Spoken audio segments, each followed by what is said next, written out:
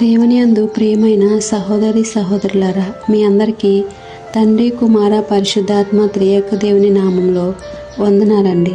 అందరికీ ప్రేయస్లాడండి. ఈరోజు దేవుని వాగ్దానము: నీ మార్గములను యెహోవాకు అప్పగించుము, నీవు ఆయనను నమ్ముకొనుము, ఆయన నీ కార్యములను నెరవేర్చును. కీర్తనల గ్రంథము 37వ అధ్యాయము 5వ వచనము. అవునండి, మన మార్గం అంతటిని యెహోవాకు అప్పగించినప్పుడు ఆయన మనకు తోడుగా ఉంటారండి. మనము ఎటు నడవాలి, ఏ మార్గంలో వెళ్తే మనకు మేలు జరుగుతుంది అని మనకు మార్గాన్ని చూపించే దేవుడు ఆయనే అండి. నీవు ఆయనను నమ్ముకొనుము, నీ కార్యములను నెరవేర్చును. మనం ఆయనను నమ్ముకున్నప్పుడు మన కార్యాలన్నీ నెరవేరుస్తారండి. మనం అధికారులను నమ్ముకున్నా, మన తోటి వారిని నమ్ముకున్నా, ఇరుగు పొరుగు వారిని నమ్ముకున్నా మనకి ఏమేలో జరగదండి.